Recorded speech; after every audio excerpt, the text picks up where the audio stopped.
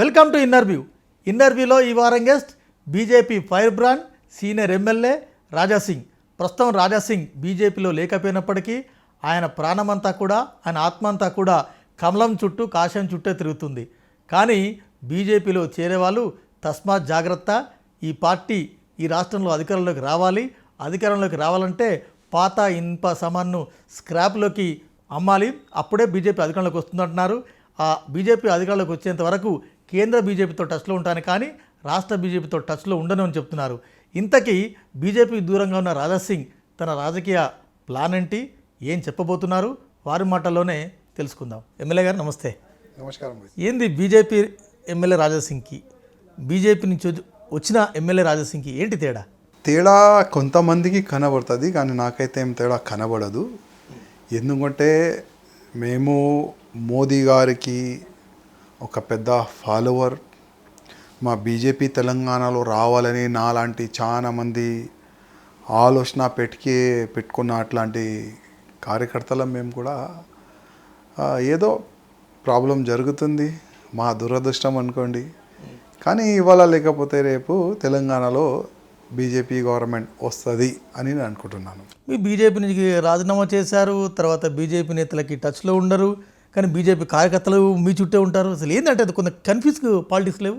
మా బీజేపీ కార్యకర్తలు ఏంటంటే చాలామంది యూత్ బీజేపీతోని ఎందుకు అటాచ్ అవుతారంటే, ఒకటే ఒక్క పార్టీ బీజేపీ హిందుత్వం గురించి మాట్లాడుతుంది, ఒకటే ఒక్క పార్టీ దేశం సమాజం గురించి పనిచేస్తుంది. అందుకోసం చాలా వరకు యూత్ బీజేపీలో చేరుకుంటారు, బీజేపీతో అటాచ్ ఉంటారు. ఇప్పుడు ఏంటంటే నా కాన్స్టిట్యున్సీలో కానీ వేరే వేరే జిల్లాలో కానీ తెలంగాణ కాకుండా భారతదేశంలో నేను ఎక్కడెక్కడ తిరుగుతానో ప్రతి ఒక్క యూత్ కార్యకర్తలు నాతో అటాచ్ ఉంటారు. ఎందుకంటే మేము ధర్మ ప్రచారం చేస్తామని.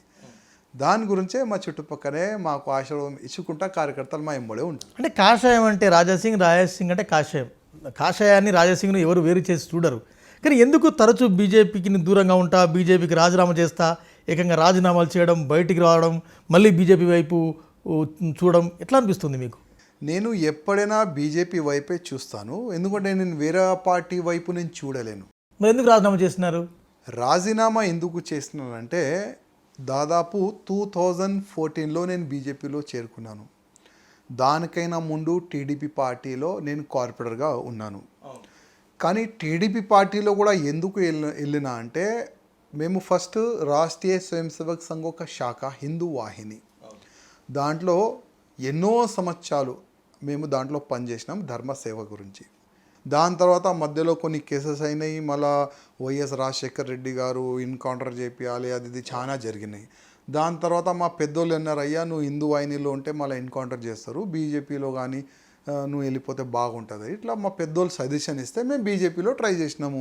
2009 మున్సిపల్ ఎలక్షన్ ఉండే, అప్పుడు మా బీజేపీ వాళ్ళు ఆ సమయంలో కూడా కొంతమంది, అరే నువ్వు రౌడీ కాదరా భయ్, నీకు మేము బీజేపీలో ఎట్లా చేపించుకోవాలి, ఎట్లా తీసుకోవాలి, బీజేపీలో రౌడీస్కి నాట్ ఎంట్రీ అని అప్పుడు కొంతమంది అన్నారు.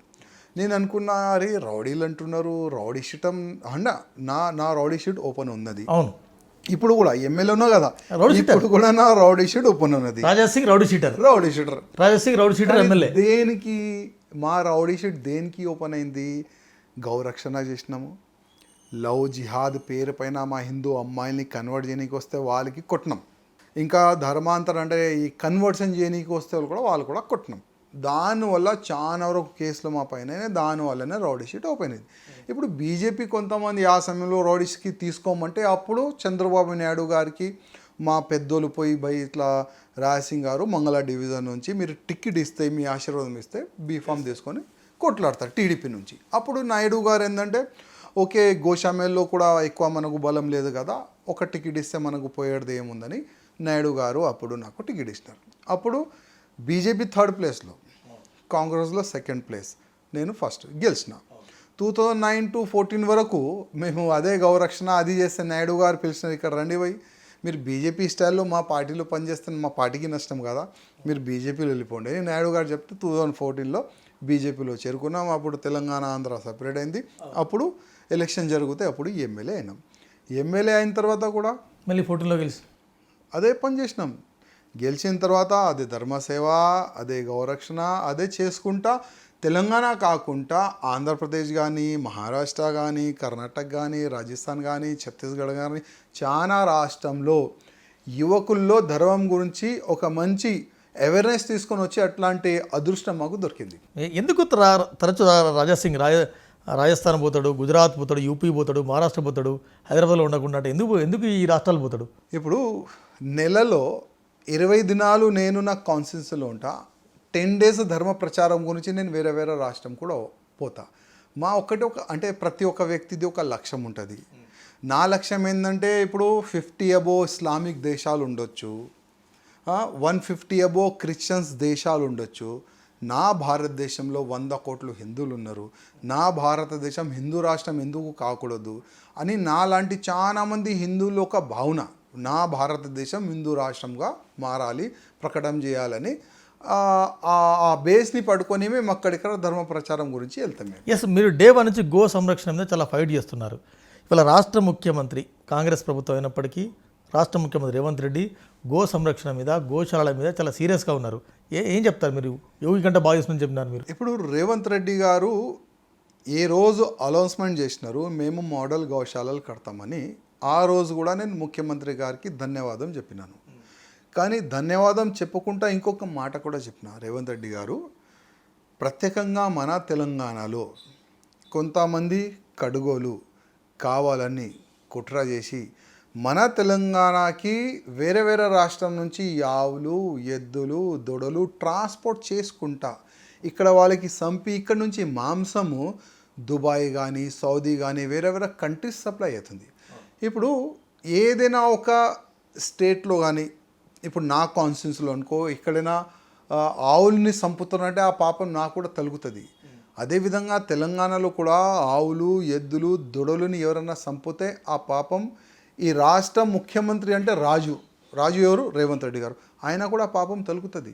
అందుకోసం బక్రీద్ సమయంలో కూడా నేను స్వయంగా వితౌట్ సెక్యూరిటీ మొత్తం వీడియోగ్రఫీ చేసిన ఓల్డ్ సిటీ తిరిగి, ఎక్కడెక్కడ ఆవులు, ఎక్కడెక్కడ ఎద్దులు, ఆవు పిల్లలు ఏ విధంగా కట్టి పెట్టినారు కట్ చేయడానికి బక్రీద్ సందర్భంలో.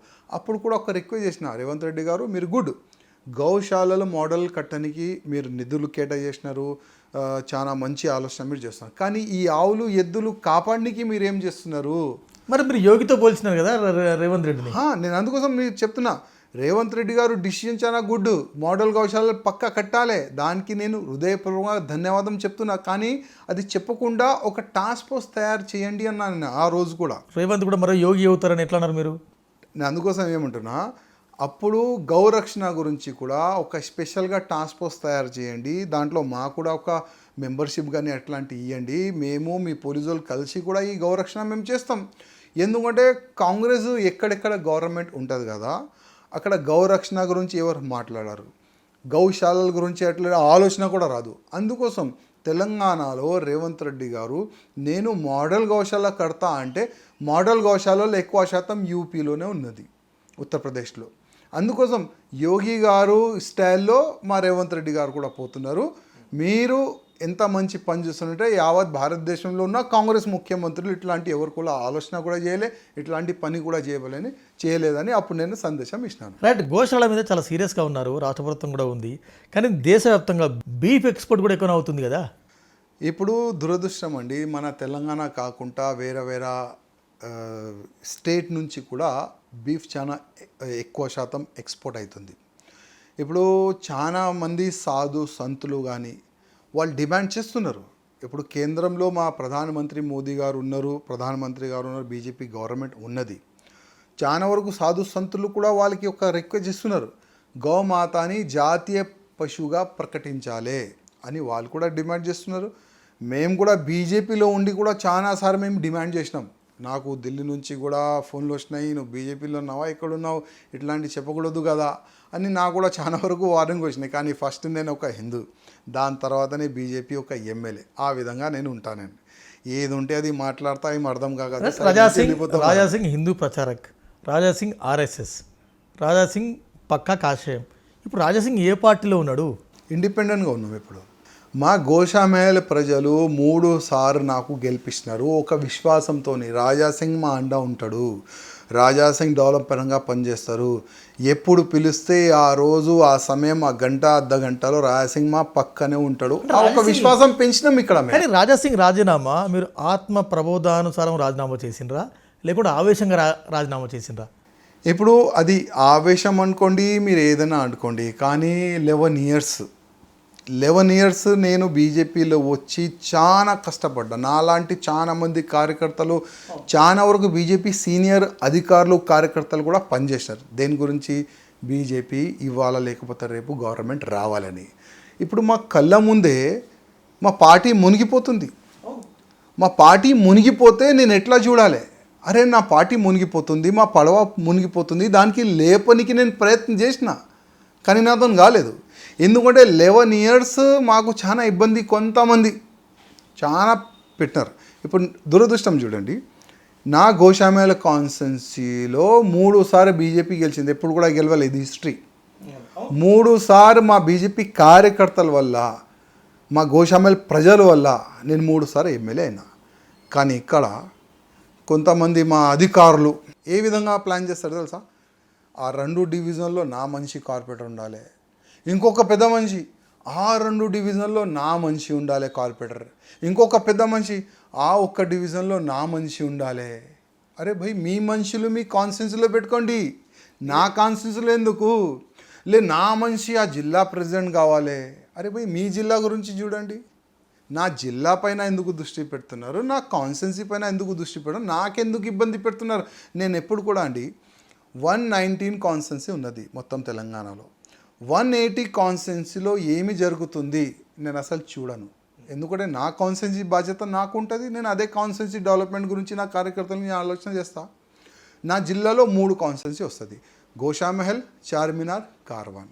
చార్మినార్, కార్వాన్లో ఏదైనా పెద్ద వ్యక్తి మా కిషన్ రెడ్డి గారు కూడా నిలబడితే గెలవరు. ఎందుకంటే 70% ముస్లిం వాళ్ళు ఉన్నారు చార్మినార్లో, కార్వాన్లో. ఇప్పుడు హిందూ ఎక్కువ మెజారిటీ ఒకటే ఒక కాన్స్టిట్యున్సీ, అది గోషామేల్ కాన్స్టిట్యున్సీ. 3సారి గెలుస్తున్నాం.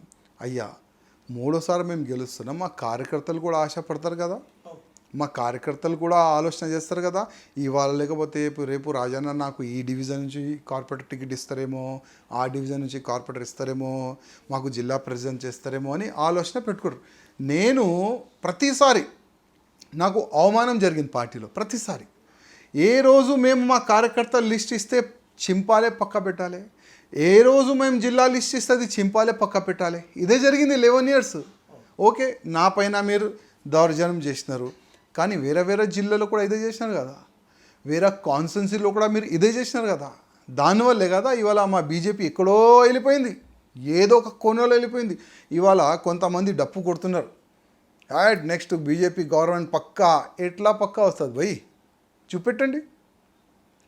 మీరు ఈ విధంగా ప్రతి ఒక్క కాన్స్టిట్యున్సీలో నా మనిషి, నా జిల్లాలో నా మనిషి అంటే బీజేపీ గవర్నమెంట్ వస్తుందా? మళ్ళీ ఆ జిల్లాలో ఉన్న పాత బీజేపీ కార్యకర్తలు ఎక్కడ పోవాలి? ఆ జిల్లాలో ఉన్న పాత బీజేపీ అధికారులు ఎక్కడ పోవాలి? ఆ జిల్లాలో ఎన్నో సంవత్సరాల నుంచి ప్రాణం పెట్టి, డబ్బులు పెట్టి, సమయం పెట్టి పనిచేసే వాళ్ళు ఎక్కడ పోవాలి? రాజాసింగ్ జీ, మీరు కుల్లం మాట్లాడతారు, నిజాలు మాట్లాడతారు, పార్టీ బతకాలి, ఈ పార్టీ అధికారంలోకి రావాలనే మీకు తాపత్రయం బాగుంది. కానీ ఇదే కాన్సెప్ట్ మీ పార్టీ హైకమాండ్కి, పార్టీ అధిష్టానానికి ఉండాలి కదా. ఇప్పుడు మా అధిష్టానం కూడా ఏంటంటే, నేను అనుకుంటున్నా అట్లా తెలంగాణ పైన ఎక్కువ వాళ్ళు దృష్టి పెట్టరు నేను అనుకుంటున్నాను. ఎందుకంటే దాదాపు భారతదేశం చాలా పెద్ద దేశం, ప్రతి ఒక్క స్టేట్ వాళ్ళు చూడాలి, ఎక్కడెక్కడ అవకాశం ఉన్నది వాళ్ళు అక్కడ బాగా బలం కూడా పెడతారు, అక్కడ గవర్నమెంట్ కూడా వచ్చినాయి. కానీ మా తెలంగాణలో ఏంటంటే, ఇక్కడ కొంతమంది ఉన్నారు పెద్ద బాబులు, మా నాన్న పార్టీ, మా అయ్య పార్టీ అనేవాళ్ళు మా పార్టీలో ఉన్నారు. వాళ్ళు కేంద్రం పెద్దోళ్ళకి ఏది చెప్తే అదే మా కేంద్ర అధికారులు కొంతమంది నమ్ముకుంటారు. వీళ్ళ వల్లనే మాకు కొద్ది ప్రాబ్లం జరుగుతుంది. ఇప్పుడు నేను ఇక్కడ చెప్తా ఒకటి, మీ మీడియాలో నా మనసులో ఉన్న నేను మాట చెప్తా అండి. I may not a political. నేను ఉన్న బీజేపీ అంటే ఒక ఎమ్మెల్యేగా ఉన్నా, నేను ఒకప్పుడు బీజేపీ ఎమ్మెల్యేగా ఉన్నాను. ఎమ్మెల్యే అంటే పొలిటికల్ లీడర్, కానీ అస్సలు నాకు రాజకీయమే తెలియదు, నేర్చుకోలే. నేను ఏమి నేర్చుకున్నా అంటే, అయ్యా ఏది మనకు నచ్చితే అది చేయాలి, ఏది కరెక్ట్ ఉంటే అది చెప్పాలి, అర్థం కాకపోతే పక్క నుంచి వెళ్ళిపోవాలి. ఇదే నాకు అర్థమవుతుంది. ఇప్పుడు నాకు కాన్స్టిట్యూన్సీలో ఒక చాలా మంది పెద్ద పెద్ద ఆశలు తీసుకొని నా దగ్గర వస్తారు. నేను ఒకటే చెప్తా, భయ్యా ఈ వర్క్ నాతో అవుతుంది, ఈ వర్క్ నాతో కాదు. కానీ వాస్తవానికి హ్యాపీగా వెళ్తారు వాళ్ళు. తెలంగాణలో ఉన్న మేజారిటీ యూత్ అంతా కూడా సేమ్ మీ టైప్నే ఆలోచిస్తున్నారు. మీలాంటి అంటే రాజసింగ్ లాంటి వాళ్ళు చాలా ఓపెన్గా మాట్లాడతారు, బోలగా మాట్లాడతారని. ఎందుకంటే అది ఎక్కడ లోపం ఎక్కడ జరుగుతుంది? ఇప్పుడు నేను చెప్పినా మీకు, కొంతమంది వల్ల నష్టం జరుగుతుంది. నేను పేరు నేను చెప్పలేను, ఎందుకంటే ఇప్పటికే నా పైన ఎట్లా కూర్చున్నారు వాళ్ళు. అవకాశం దొరికితే ఏదో చేయాలి అట్లాంటి ఒక కుట్ర చేసి కూర్చున్నారు. అవకాశం దొరికింది, కేంద్రం పోయి చెవు కొరికి నా రాజీనామాని యాక్సెప్ట్ చేపిస్తున్నారు. ఒక మూమెంట్ తీసుకొని వచ్చారు. రాజాసింగ్ ఎక్కడ ఆయన కోపం అవుతాడు, ఆయనకి అదే చేయాలి, ఆయన కోపం అవుతాడు, ఏదో ఒక స్టెప్ తీసుకుంటారు. వాళ్ళకి తెలుసు నేను ఎక్కడ కోపం అవుతుంది. ఒక్కసారి మనం ఫస్ట్ నుంచి మనం ఇన్ డీటెయిల్గా వద్దాము. నేను కొత్త అధ్యక్షుడు వచ్చేంత వరకు నేను మాట్లాడాను, మీడియాకి రానని అనేక సందర్భాలు చెప్పినారు. మీరు నాకే చెప్పినారు. నేను ఇప్పట్లో మాట్లాడ సాబ్ కొత్త బీజేపీ చీఫ్ కొత్త ప్రెసిడెంట్ అయ్యేంత వరకు ఐ డోంట్ వాంట్ కామెంట్ అన్నారు. మీరు నామినేషన్ రోజు ఏం జరిగింది, ఎందుకు రాజీనామా చేసినారు? ఇప్పుడు నేను కొత్త అధ్యక్షుడు డిక్లేర్ అయ్యే ముందు చాలా పెద్ద పెద్ద ఛానల్, మన తెలుగు ఛానల్ని నేను వాచ్ చేస్తున్నా. చాలామంది ఎంపీస్ పేర్లు వచ్చినాయి, కొన్ని ఎమ్మెల్యేస్ పేరు కూడా వచ్చినాయి. నేను ఎప్పుడు కూడా పదవికి ఆశ పడలే. 2014 to 23 వరకు నా ఈ పదవి కావాలి అని నేను ఎప్పుడు కూడా అడగలే. కానీ టీవీలో చూస్తున్నా మంచి మంచి పేర్లు వస్తున్నాయి. నేను అనుకున్నా, అరే బీజేపీకి ఒక మంచి స్ట్రాంగ్ ప్రెసిడెంట్ వస్తుండు, ఆ స్ట్రాంగ్ ప్రెసిడెంట్ వస్తే మనకు కూడా కొన్ని పనులు ఇస్తారేమో, పార్టీ బాగుపడుతుందేమో, మనకు కూడా కొన్ని పనులు ఇస్తారేమో. అయ్యా నువ్వు ఈ జిల్లాకి పో, ఆ కాన్స్టిట్యున్సీకి పో, ఇక్కడ ఇన్ఛార్జ్గా పో, అక్కడ పార్టీ స్ట్రాంగ్ గురించి నువ్వు పని చేయి, కొద్ది కాన్స్టిట్యున్సీ ఇడిచి తెలంగాణ జిల్లాలో కూడా కొద్ది తిరుగు అని పని ఇస్తారేమో ఒక మంచి ప్రెసిడెంట్ వస్తేనే అనుకున్నా. ఎందుకంటే గతంలో ఎంతమంది తెలంగాణకి ప్రెసిడెంట్ అయినారో వాళ్ళు పని చేసుకున్నారు. ఇప్పుడు నాకేందంటే మహారాష్ట్ర వాళ్ళు వాడుకుంటారు, కర్ణాటక వాళ్ళు వాడుకుంటారు, వేరే వేరే స్టేట్ వాళ్ళు వాడుకుంటారు. కానీ ఇక్కడ ఏంటంటే భయ్ రాజాసింగ్కి ఎందుకు మనం పిలవాలి, మళ్ళీ ఆయనకి ఎందుకు హీరో చేయాలి, మళ్ళా ఏదైనా పొద్ద మీటింగ్ పెడితే మోదీ గారు యోగి గారు ఎవరైనా వస్తే రాజాసింగ్ పేరు చెప్తే అందరు చప్పట్లు కొడతారు, మన పేరు చెప్తే ఒక్క వ్యక్తి కూడా చప్పట్లు కొడతారు. అట్లాంటి చాలా ఆలోచన మా పెద్దోళ్ళు ఉన్నది, జలస్ ఉన్నది. ఇప్పుడు ఆ ఆలోచన పెట్టుకొని మనకు తెలంగాణలో వీళ్ళు యూజ్ చేయలేప్పుడు కూడా. కానీ నేను నెక్స్ట్ టీవీ వాచ్ చేస్తున్నా, మంచి మంచి పేర్లు వస్తున్నాయి. ఫస్ట్ ఈటల గారి పేరు వచ్చింది, హ్యాపీ ఫీల్ అయినా. మళ్ళా మా ధర్మపురి అరవింద్ గారి పేరు వచ్చింది, చాలా హ్యాపీ ఫీల్ అయినా. రఘునందన్ అన్న పేరు వచ్చింది, చాలా హ్యాపీ ఫీల్ అయినా. ఒక 2-3 ఎమ్మెల్యే పేరు వచ్చింది. అరే నేను అనుకున్నారే భయ్ మా ఎమ్మెల్యేస్లో కూడా స్టేట్ ప్రెసిడెంట్గా రేస్లో ఉన్నారు, చాలా హ్యాపీ ఫీల్ అయినా. కానీ లాస్ట్ మూమెంట్లో అంటే నేను జిమ్ చేస్తున్నా అదే రోజు, ఏ రోజు నేను రిజైనేషన్ అదే రోజు నేను జిమ్లో ఉన్నా, నాకు ఒక కాల్ వచ్చింది, బై ప్రెసిడెంట్ ఫైనల్ అయిపోయింది. నేనన్నా అసలు ఎవరు ఫైనల్ అయినారు బై అన్న, రామచంద్రరావు గారు ఫైనల్ అయిపోయినారు. నేనన్నా ఆయన ఒక గుడ్ అడ్వకేట్, మంచి వ్యక్తి, చాలా వరకు నా కేసులు కూడా ఆయన కొట్లాడిండు. ఎందుకంటే సంఘ ఆదేశంతో ఆయన చాలా వరకు నా కేసులు కొట్లాడిండు. ఎందుకంటే మేము వ్యక్తిగతంగా ఒక కేసు చేయలే, దొంగతనం కానీ ఆ ల్యాండ్ గ్రాఫింగ్ కానీ, మేము ధర్మం గురించి పనిచేసిన అట్లాంటి కేసులు మా పైన అయితే సంఘమోలే రామచంద్రరావుకి ఒక అడ్వకేట్గా పెట్టినారు. మా ఆయనక చాలా వరకు ఆయన కోర్టులో కేసు కొట్లాడిండు. ఓరే నేనన్నా అరే రామచంద్రరావు అన్న ఒక మంచి అడ్వకేట్ అయినా కోర్టులో మంచిగా ఆర్గ్యుమెంట్ చేస్తారు, కానీ బీఆర్ఎస్తో కానీ కాంగ్రెస్తో కానీ ఎంఐఎంతో కానీ ఆయన ఎట్లా ఫైట్ చేస్తారు, కొద్ది ఫైట్ చేయడానికి ఇంకా కొద్ది స్ట్రాంగ్ వ్యక్తి ఉంటే చాలా బాగుంటుంది కదా అని నేను కొంతమందికి ఫోన్ చేసిన. అరే ఏంది భయ్ మీరు బీజేపీ ప్రెసిడెంట్కి నామినేషన్ వేస్తున్నారు అంటే, హౌబా మేము వేస్తున్నాం. నేను ఎంతమందికి ఫోన్ చేసినా కదా, అంటే నేను చూసినా కదా మీడియాలో చాలా వరకు పేర్లు వచ్చి అందరికీ ఫోన్ చేసిన, మీరు వేస్తున్నారట, మేము వేస్తున్నాం అన్నారు. అరే వేస్తున్నారు కదా, మళ్ళీ ఏదో చేంజ్ కావచ్చు అనుకున్నా. మళ్ళీ ఒక అర్ధ గంటలో అందరూ నాకు ఫోన్ చేసి చెప్తున్నారు, భయ్ ఫోన్ వచ్చింది మాకు, ఎవరు కూడా నామినేషన్ వేయకూడదు, ఆల్రెడీ ఒక పేరు ఫైనల్ అయింది. యునానిమస్ అనుకోండి, ఏదైనా అనుకోండి. నేనన్నారు ఇదైతే తప్పు జరుగుతుంది. ఇది గతంలో మన రామచంద్ర అన్న సిటీ ప్రెసిడెంట్ ఉండే, అప్పుడు నా కాన్స్టిట్యున్సీలోనే, దీన్ని కొద్ది మీరు గమనించండి, అప్పుడు రామచంద్రరావు గారు సిటీ ప్రెసిడెంట్ ఉండే. అప్పుడు నా కాన్స్టిట్యున్సీలో సేమ్ డివిజన్ ప్రెసిడెంట్ కానీ చాలా వరకు పోస్టులు కానీ బీజేపీకి పని చేయలే అట్లాంటి వ్యక్తులకి ఆయన ఇచ్చేస్తుండు. నేను పోయినా ఏం రామచంద్రరావునా మీరు బీజేపీకి పని చేయలేదు, ఎలక్షన్కి పని చేయలేదు, అట్లాంటి వ్యక్తులకి మీరు పోస్టులు ఎలా ఇస్తారు అంటే రామచంద్రరావునా ఏమన్నారు తెలుసా, నా చేతిలో ఏమీ లేదు, రాష్ట్రీయ స్వయం సేవక్ సంఘ్ అధికారులు ఏది పేరు చెప్తే నేను అదే డిక్లేర్ చేస్తున్నా అంటే సంఘం పేరు చెప్తున్నాయినా. అప్పుడు సంఘం పేరు చెప్తే ఆయనకి తెలుసు సంఘంతోని సంఘ పెద్ద అధికారులతోని ఏ లీడర్ కానీ సరే ఇది ఎందుకు చేస్తున్నారు మీరు చేస్తున్నారో లేదా ఆర్గ్యుమెంట్ ఎవరు చెయ్యరు. ఒక్కసారి సంఘం పేరు వస్తే ఎందుకంటే సంఘంకి అంత రెస్పెక్ట్ ఉంటుంది మాకి. సంఘం పేరు అప్పుడు కూడా వాడుకున్నారు. వాడుకున్న తర్వాత మేము అనుకున్నాం ఇదైతే అన్యాయం జరుగుతుంది. ఇప్పుడు కన్వీనర్ అన్నీ మొత్తం అగ్నిష్ పని చేస్తే మళ్ళీ నెక్స్ట్ ఎలక్షన్ మేము ఎట్లా కొట్లాడాలి, అప్పుడు మేము బాధపడినాం. ఓకే అప్పుడు అయిపోయింది. ఇప్పుడు సేమ్ రామచంద్రరావు గారికి ప్రజెంట్ చేస్తే నాకైతే 100% ఇబ్బంది వస్తుంది నాకు తెలుసు. కానీ వేరే వేరే కాన్స్టెన్సీ వేరే వేరే జిల్లాలు కూడా ఇట్లాంటి ఇబ్బందులు వస్తుంది. ఎందుకంటే నా మనిషి నీ మనిషి ఆల్రెడీ ఒక ట్రెండ్ నడిచింది మా పార్టీలో. నా మనిషి నీ మనిషి వల్ల పార్టీ నష్టపోయింది, చాలామంది కార్యకర్తలు నష్టపోయినారు. బీజేపీలో చాలా మంది వేరే వేరే పార్టీ నుంచి చాలా పెద్ద పెద్ద ఫేజ్లు వచ్చింది, మళ్ళీ అందరు కూడా వెళ్ళిపోయినారు. చాలా మంది వెళ్ళిపోయిన వాళ్ళు చాలా ఇప్పుడు హ్యాపీగా ఫీల్ అవుతున్నారు. వాళ్ళు తెలుసా ఒకడు ఎమ్మెల్యే అయిండు, ఒక మినిస్టర్ అయిండు, ఒక ఎమ్మెల్సీ అయింది, వాళ్ళు చాలా హ్యాపీ ఫీల్ అవుతున్నారు. అయ్యా చాలా మంచి చేసినాం మేము బీజేపీ నుంచి బయటికి వచ్చినాం అట్లాంటి వాళ్ళు హ్యాపీ ఫీల్ అవుతున్నారు. ఓకే రీజన్ ఏంది అది నేను చెప్పలేను. అంటే మీరు 3 సార్లు గెలిచినారు, చాలా సీనియర్ ఎమ్మెల్యే, మీకు హైకమాండ్ ఢిల్లీతో మంచి పరిచయాలు ఉంటాయి, ఫలానా వ్యక్తి అధ్యక్షుడు అవుతున్నారని కనీసం మీకు ఇన్ఫర్మేషన్ ఉండదా? ఇప్పుడు ఇంటిమేషన్ మాకు కానీ ఎమ్మెల్యేస్కి కానీ తెలియదు. ఎంపీస్కి కొన్ని ఇండికేషన్ కొన్ని సూచనలు వస్తాయి. ఒపీనియన్ సార్ 2 days ముందే ముగ్గురు దాంట్లో ఒక్కడు 100% ఫైనల్ అని ఉండే. ఢిల్లీ నుంచి అట్లాంటి లీక్స్లు వచ్చినాయి. ఫస్ట్ పేరు ధర్మపురి అరవింద్ గారిది ఉండే. అరే అరవింద్ గారు యూత్ చాలా మంచి వ్యక్తి, ఆయనకి ఇస్తున్నారు. మళ్ళా ఈటెల గారిది పేరు వచ్చింది, బీసీ లీడర్, చాలా స్ట్రాంగ్ లీడర్. ప్రతి ఒక్క జిల్లా ప్రతి ఒక్క కాన్స్టిట్యున్సీలో ఆయన పేరు పెట్టి పిలుస్తారు. అట్లాంటి ఆయనకి ఒక మంచి నాలెడ్జ్, టాకింగ్ పవర్ కూడా చాలా బాగుంది. అది ఇప్పుడు రఘునందన్ అన్న పేరు వచ్చింది, మంచి అడ్వకేటు. ఓకే ఈ ముగ్గురు దాంట్లో ఎవరికైనా ఇస్తే నెక్స్ట్ గవర్నమెంట్ పక్కా అనుకున్నాం. కానీ ఏదో అనుకున్నాం, ఏదో జరిగిపోయింది.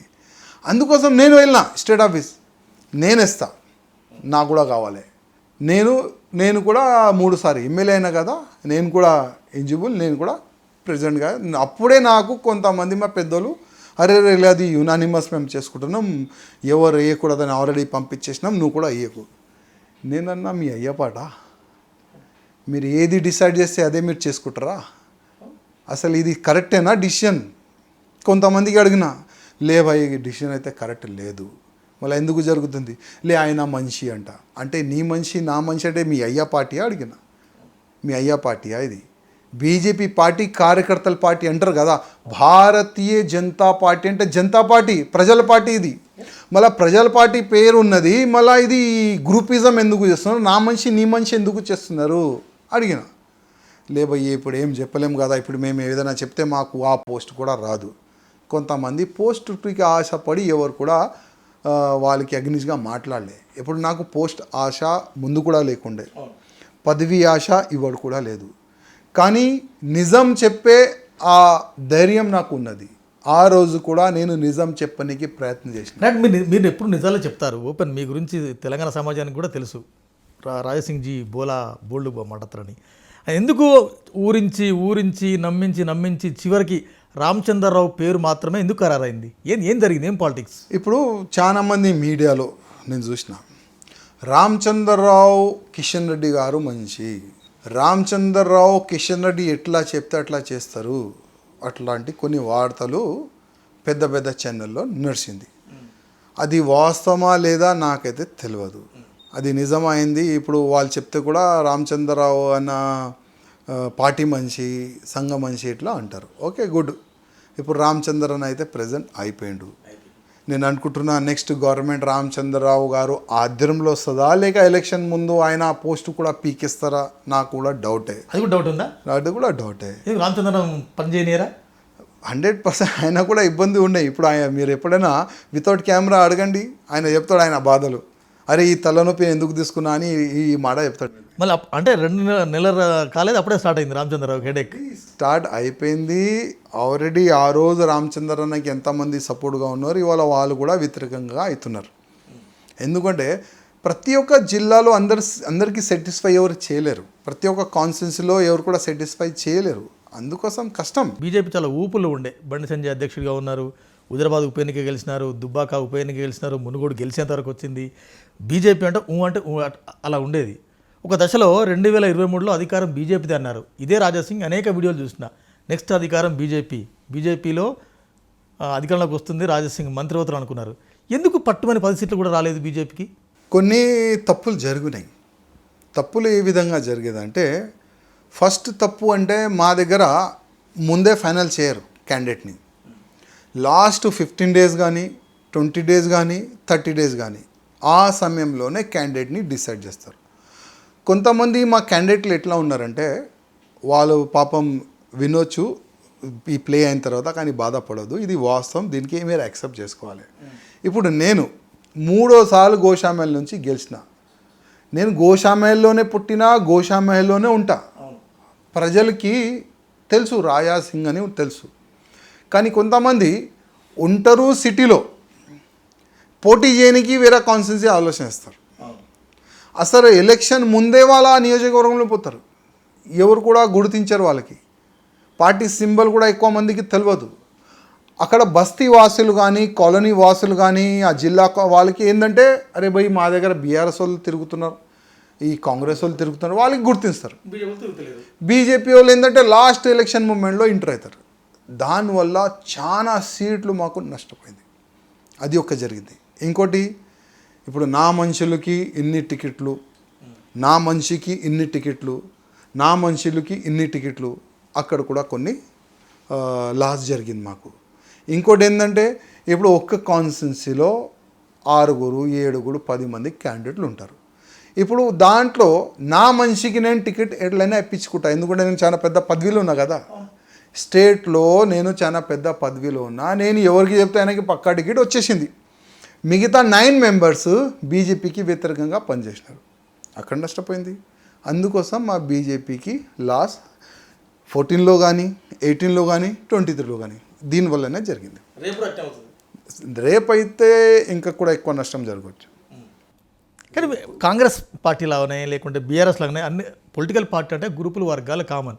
కానీ బీజేపీలో మీ జాతీయ పార్టీ మీ దానిలో కూడా గ్రూపుల వర్గాలు నేషనల్ లెవెల్లో కూడా ఉన్నాయి. కానీ రాష్ట్ర బీజేపీలో 10 పవర్ సెంటర్లు అంటారు. ఆ 10 పవర్ సెంటర్లు ఇవేవి? గతంలో ఇట్లాంటి గ్రూపిజం మా పార్టీలో లేకుండే. 10 years ముందు ఇట్లాంటి గ్రూపిజం వచ్చింది. లేకపోతే గతంలో చాలా సిన్సియర్గా మా పార్టీ ఉండే, సీనియర్లకి మర్యాద ఉండే, కార్యకర్తలకి మర్యాద ఉండే.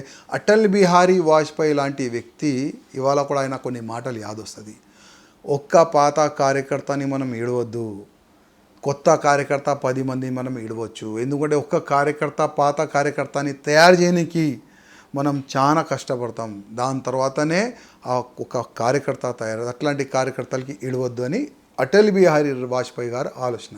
కానీ ఇప్పుడున్న మా కొంతమంది ఆలోచన ఎట్లా ఉంటుందంటే, అరే పాతలు ఉండకూడరా భయ్, ఆయన పాత ఉంటే ఆయన సీనియర్ అవుతారు, మనం జూనియర్ అవుతాం. ఆ పాతని ఫస్ట్ పార్టీ నుంచి జరిపించేసేయాలి. ఆయన పోతేనే కదా మనం సీనియర్ అవుతాం, మన ముందు ఆయన ఎందుకు సీనియర్ కావాలి? అట్లాంటి కొన్ని ఆలోచన వల్ల కూడా మాకు నష్టం. ప్రస్తుతం రాజాసింగ్ బీజేపీలో లేరు, బీజేపీకి దూరంగా ఉన్నారు. కానీ మీ వెనక ఒక బండి సంజయ్ ఉన్నారు అనే ఒక ప్రచారం జరిగింది. బండి సంజయ్ మీ వెనక కర్త కర్మ క్రియ. ఎందుకు బండి సంజయ్ మిమ్మల్ని కాపాడలేకపోయినాడా? నా ఇంకా అందరు ఉంటారండి.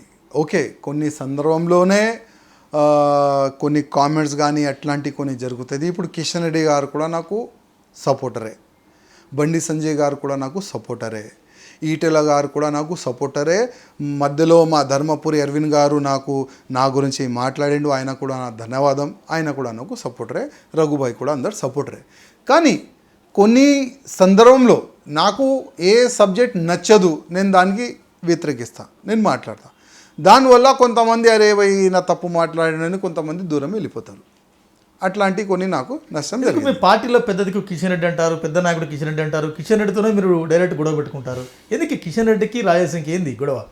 ఇప్పుడు 2023 ఎలక్షన్ నేను కొట్లాడను చెప్పిన, 2 times ఎమ్మెల్యే అయినా. నా గోషామేల్ కాన్సెన్స్ ఏంటంటే నా కులపోలు ఉంటారు, మా మార్వాడి సమాజం ఉంటుంది, మా తెలుగు సమాజం ఉంటుంది. మినీ ఇండియా నా కాన్సెన్సీ. బీహారీయోలు, పంజాబీయోలు అందరు కూడా నా కాన్సెన్సీలో ఉంటారు. 2 సార్లు ఎమ్మెల్యే అయినా. నా మాత్రకి ఎమ్మెల్యే అంటే పేరుకి ఎమ్మెల్యే, కానీ ఇక్కడ ఫైనాన్షియలీ జీరో. వేరే వేరే ఎమ్మెల్యేస్ అంటే వాళ్ళు ఫైనాన్షియల్ ఎట్లా గట్టిగా అవుతారంటే వాళ్ళ దగ్గర మంచి వెంచర్లు జరుగుతుంది, మంచి ల్యాండ్ బిజినెస్ జరుగుతుంది. దాంట్లో ఏదైనా ఎమ్మెల్యే గారు కూడా కొద్దిగా ఇన్వైట్ చేసి ఆయన కూడా ఒక ₹2 సంపాదించుకుంటారు. ఆయన నా కాన్స్టిట్యున్సీ మొత్తం సిటీ, ఇక్కడ లాభము జీరో ఉంటుంది, ఇన్కమింగ్ జీరో ఉంటుంది, అవుట్గోయింగ్ ఎక్కువ ఉంటుంది. ఇట్లాంటి మూమెంట్లో నేను చెప్పిన భయ్ నేను ఫైనాన్షియల్లీ చాలా వీక్ ఉన్నాను, నేను 2023 ఎలక్షన్ నేను కొట్లాడను అని బండి సంజయ్ అన్నకి చెప్పిన. అప్పుడు బండి సంజయ్ అన్న గారు ఏమన్నారంటే అన్న నువ్వు ఎలక్షన్ కొట్లాడాలి, నేను ఉన్నా కదా. కిషన్ రెడ్డి గారు కూడా అన్నారు అరే భయ్ మీరు ఖాళీ ఎలక్షన్ కొట్లాడండి, మేము ఉన్నాం కదా. వాళ్ళు భరోసా పైన నేను ఎలక్షన్కి వెళ్ళినాను. ఇప్పుడు ప్రతి ఒక్క పార్టీలో పార్టీ ఫండ్ అని ఉంటుంది, ఎంత నేను చెప్పలేను, వాళ్ళ ఎలక్షన్ కమిషన్ నాకు డిస్టర్బ్ చేస్తుంది. పార్టీ ఫండ్ ఎట్లా ఉంటుంది, అందరికి ఇచ్చినారు, నాకు ఇస్తా అన్నారు. లాస్ట్కి పార్టీ బ్లాంక్ చెక్ ఇస్తాం భయ్, నీకు నమ్మకం లేకపోతే అది కూడా అన్నారు, నువ్వు ఎక్కడి నుంచో తీసుకొని అడ్జస్ట్ చేసుకో, మేము ఎట్లయినా ఇస్తామన్నారు. నేనేం చేసిన అంటే భయ్ పెద్దోళ్ళు అంటున్నారు మనం బయట తీసుకొని ఎలక్షన్ అయితే కొట్లాడాలి. ఇప్పుడు ఆల్రెడీ రంగంలో దిగినాం.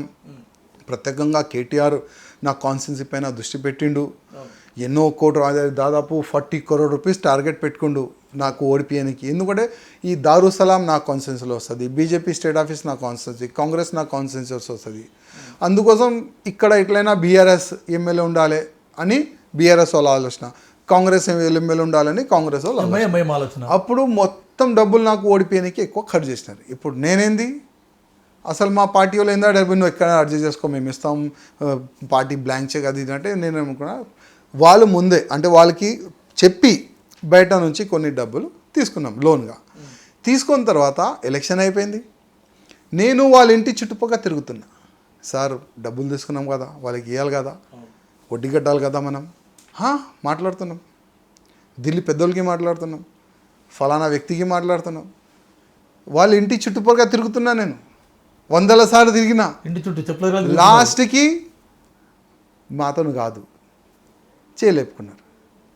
ఇప్పుడు దాదాపు 1 సంవత్సరం పైన నేను వడ్డీ కట్టినా, ఇప్పుడు కూడా కడుతున్నాం. అంటే ఇంత అన్యాయం నాకు వీళ్ళు చేసినారు. అదే వీళ్ళు అంటే నేను చెప్పినా కదా నా మంచి నీ మంచి, చాలా వరకు వాళ్ళు ఫైనాన్షియల్లీ సపోర్ట్ చేసినారు. ఓడిపోయే అట్లాంటి వ్యక్తులు కూడా వీళ్ళు సపోర్ట్ చేసినారు. ఇంకోటి ఇవ్వలేదు. ఇంకోటి ఏం జరిగింది తెలుసా, అది అంటే సాక్ష్యాలు నేను చెప్పలేను. కొంతమంది క్యాండిడేట్లకి ఎట్లా అంటే నేను ఇస్తున్నారా పోయి వెనక డోర్ నుంచి పంపించేసి ఇట్లా కూడా జరిగింది. ఓకే అది అయిపోయింది, ఎలక్షన్ అయిపోయింది. ఇప్పుడు నెక్స్ట్ కానీ మీరు 3 సార్లు గెలిచినారు అంటే వివక్ష అంటే చెప్తున్నా, 3 సార్లు గెలిచినారు. మీరు బీజేపీలో మీరు మాత్రమే సీనియర్ ఎమ్మెల్యే, బీజేపీ ఎల్పీ మీకే ఇవ్వాలి, మీరు వద్దన్నారా లేకుంటే వాళ్ళు ఇవ్వలేదా? ఇప్పుడు దాదాపు ఈ 2023 ఎన్నికల్లో 8 ఎమ్మెల్యేస్ గెలిచినాము. 8 ఎమ్మెల్యేస్ గెలిచిన తర్వాత ఇప్పుడు ఫ్లోర్ లీడర్ ఎవరికి ఇవ్వాలి? సీనియారిటీ చూస్తే 3 సార్లు నేను గెలిచిన, ఆల్రెడీ 18లో కూడా నేనే ఫ్లోర్ లీడర్ ఉండే, నాకు ఇవ్వాలి. అప్పుడు ఏంటంటే ఢిల్లీలో కొద్ది జరిగింది. అంటే ఎలక్షన్ మూమెంట్లో మేమేందంటే బీసీ అంటాం, ఎలక్షన్ ముందు బీసీ అంటాం. కానీ ఎలక్షన్ అయిపోయిన తర్వాత కొద్దిగా ఢిల్లీలో జరిగింది, అదే మా పెద్ద దొరలు లేదు ఇప్పుడు వేరేళ్ళకి ఇస్తే చాలా బాగుంటుంది, ఎందుకంటే రాయసింగ్కి తెలుగు రాదు కదా, ఆయన ఎక్కువ ఫైట్ చేయలేడు అసెంబ్లీలో, ఎందుకంటే ఇప్పుడు కాంగ్రెస్ గవర్నమెంట్ ఉంటుంది, దానికి కరెక్ట్ ఫైట్ చేయాలంటే కరెక్ట్ మంచి లాంగ్వేజ్ తెలుగు వచ్చిన వాళ్ళకి ఇస్తే బాగుంటుందని మహేశ్వర్ అన్నకి ఇచ్చేసినాం. ఓకే ఆయనకి ఇస్తే కూడా రాయసింగ్ జీ మీరు పార్టీకి వ్యతిరేకంగా ఎక్కడ మాట్లాడలేదు, బీజేపీకి వ్యతిరేకంగా మాట్లాడలేదు, కమలమ్మకు నెగిటివ్ ఎక్కడ మాట్లాడలేదు, పార్టీ అధికారులకు రావాలని కోరుకుంటున్నారు. కానీ కొంతమంది లీడర్లకు మాత్రమే మీరు వ్యతిరేకంగా మాట్లాడినారు, రాజీనామా చేస్తున్నారు. మీ రాజీనామాను మరి ఢిల్లీ హైకమాండ్ ఆపలేదా? ఢిల్లీ హైకమాండ్కి వీలే పోయి అప్పుడు కొన్ని యూట్యూబ్ ఛానల్ దీంట్లో ఎక్కువ పాత్ర. కొన్ని యూట్యూబ్ ఛానల్లో ఏ విధంగా వార్తలు జరిగిందంటే రాజా సింగ్కి అమిత్ షా ఫోన్ చేసిండు, రాజా సింగ్కి మోదీ గారు ఫోన్ చేస్తున్నారు, ఇట్లాంటి కొన్ని యూట్యూబ్ ఛానల్లో వార్తలు జరిగినాయి. అదే వార్తలకి వీళ్ళు కటింగ్ చేసి పెన్ డ్రైవ్లో వేసి పెద్దోళ్ళకి చూపెట్టినారు. చూడండి సార్, రాజా సింగ్ ఈ విధంగా వార్తలు వేయించుకుంటుండు. అసలు ఆ యూట్యూబ్ ఛానల్ ఏంది నాకు తెలియదు, అసలు ఆ టీవీ ఛానల్ ఎవరు కూడా నాకు తెలియదు. అట్లాంటి చిన్న ఆలోచన మేము ఎప్పుడు కూడా పెట్టుకోము, అట్లాంటి అలవాటు కూడా మాకు లేదు. కానీ వీళ్ళు ఏం చేసినారు, చూడండి సార్, రిజైన్ ఇచ్చిండు కదా, ఈయన చాలా పెద్ద వ్యక్తి అనుకుంటుండు, ఈ విధంగా యూట్యూబ్ ఛానల్లో ఈయన ఫేవరబుల్ వార్తలు వేయించుకుంటుండు, మీరంట ఫోన్ చేస్తానంట. అట్లానా, ఓకే అది యాక్సెప్ట్ చేసుకోండి. అప్పుడు యాక్సెప్ట్ అయింది అది. లేకపోతే ఎప్పుడైనా ఢిల్లీ పెద్దోళ్ళు ధర్మం గురించి పనిచేసే వాళ్ళకి ఆశీర్వాదం ఎప్పుడైనా పెట్టుకుంటారు. రాజా సింగ్ను బయటికి పంపిస్తే ఎవరికి మేలు? నేను మధ్యలో ఒక మాట అన్న, క్లాప్స్ కొట్టే వాళ్ళకి. దానికి వీళ్ళకి జెల్సీ. రాయసింగ్ వాళ్ళ జిల్లాలో ఆయన కాన్స్టిట్యున్సీలో పోతే, ఆయన కాన్స్టిట్యున్సీలో ఆయన నేను నిలబడితే కార్యకర్తలు నాకు ఆశీర్వాదం ఈయనకి వస్తారు, ఆయనే కాదు. అట్లాంటి కొన్ని జెల్సీ ఉన్నాయి. దాని గురించి నేను చెప్పినా కదా, సీనియర్ జూనియర్ పోతేనే కదా మేము సీనియర్ అవుతాం. ఎందుకు రాజా సింగ్ తరచూ ఎమోషనల్ అవుతున్నారు? అది మీ సమస్య లేకుంటే పార్టీ సమస్య? ఇప్పుడు ఇమోషనల్ అంటే ఎవరైనా అండి, ఇప్పుడు మీరు ఇవాళ ఎన్ని సంవత్సరాల నుంచి మీరు ఈ లైన్లో ఉన్నారు నాకు తెలియదు. కానీ ఎవరైనా వేరేళ్ళు వస్తే మీకు పక్కా పెడితే మీకు కూడా బాధ కలుగుతుంది. అట్లాంటి కూడా మాకు కూడా చాలా వరకు బాధలు కలిగినాయి, చాలా వరకు అవమానం జరిగినాయి. దాదాపు 11 years అవమానమే భరించినాం మేము. అందుకోసం అప్పుడప్పుడు ఇమోషనల్ అయిపోతాం మేము. ఎందుకంటే పార్టీ రెబల్గా ముద్రపడితే మీకు నష్టం, పార్టీకి నష్టం కదా. మా పార్టీ వాళ్ళు అయితే మాకు నష్టం జరగలేదు, మాకు లాభమే జరిగిందని అంటున్నారు. ఎందుకు లాభం జరిగింది? మీ రాజీనామా వల్ల. నా రాజీనామా వల్ల. ఎందుకంటే ముస్లిం ఓటు బీజేపీకి కన్వర్ట్ అయిందంట. How it possible? Raja Singh ఒక కట్టర్ హిందూవాది, ఆయన వల్ల బీజేపీకి పడే ఓట్లు ముస్లిం వాళ్ళు చాలా వరకు దూరం వెళ్ళిపోయినారు. రాజా సింగ్కి ఇప్పుడు రాజా సింగ్ బీజేపీ ఇడ్సేసిండు కదా, ఆయన రాజీనామా కూడా యాక్సెప్ట్ చేసినారు కదా. ఇప్పుడు lakhs ఆఫ్ ముస్లిం ఓట్ బీజేపీకి యాడ్ అయింది, lakhs ఆఫ్ ముస్లిం వాళ్ళు బీజేపీకి ఓట్ వేయడానికి రెడీ అయిపోయినారు. ఈ విధంగా వాళ్ళు స్వీట్ తింటున్నారు. అవి పాసిబుల్ వాళ్ళు అనుకుంటున్నారు కదా, ఎలక్షన్లో వాళ్ళకి తెలుస్తుంది. మీరు ఎంతైనా పని చేసుకోండి. ఇప్పుడు రామచందర్ అన్న గారు ప్రెసిడెంట్ అయిన తర్వాత ఓల్డ్ సిటీల్లో పోయి ముస్లిమ్స్ ఒక అది ముర్రం ఉంటుంది కదా, అక్కడ పోయి ఆయన ప్రే చేసి వచ్చిండు. చాలామంది బీజేపీ నాయకులు వెళ్ళినారు. ఎందుకు? ఏదో ముస్లిమ్స్ వాళ్ళు ఓటు పడతారేమో అని వాళ్ళు అట్లా ఆలోచన, ఆ భ్రమ పెట్టుకొని వాళ్ళు ఉన్నారు వాళ్ళు. కానీ వాళ్ళకి నష్టమే జరుగుతుంది. ఇంకా 3 ఏళ్ళ టైం అసెంబ్లీ ఎన్నికలకి మీరు ఇక ఒంటరిగానే ఉంటారా, లేకుంటే పార్టీ పిలిస్తే పోతారా, లేకుంటే మీ ఇండిపెండెంట్గానే కంటిన్యూ అవుతారా? ఏంది మీ ప్లానింగ్? ఇప్పుడు ఏంటంటే ఫస్ట్ నేను చాలాసార్లు చెప్తానే ఉంటా. ఫస్ట్ నేను ఒక నా హిందూ సమాజం మంచిగా ఉండాలి. ప్రత్యేకంగా యువకులు హిందుత్వ గురించి, ధర్మం గురించి పనిచేయడానికి వాళ్ళు ముందుకు రావాలి. అందుకోసం ఒక హిందూ ఆర్గనైజేషన్ ప్రతి ఒక్క జిల్లా వరకు తీసుకొని వెళ్ళాలి. ఒక హిందూ ఆర్గనైజేషన్ తయారు చేసి ప్రతి ఒక్క కాన్స్టిట్యున్సీ వరకు తీసుకొని వెళ్ళాలి. వాళ్ళకి ఆ ఆర్గనైజేషన్ తోటి అటాచ్ చేయాలి. అది ఒక నేను లక్ష్యం పెట్టుకుంటున్నాను. శివసేన ఉంది, ఇంకో పార్టీ ఉంది. నెక్స్ట్ ఏమవుతుంది అంటే శివసేన ఇక్కడ రాదు, అది మహారాష్ట్ర వరకు పరిమితం ఉన్నది. ఒకవేళ వాళ్ళ ఇంట్రెస్ట్ ఉంటే ఇక్కడ రావచ్చు. ఎందుకంటే ఆల్రెడీ బీజేపీతోని వాళ్ళు ఉన్నారు, వాళ్ళు అలయన్స్లో ఉన్నారు శివసేన వాళ్ళు.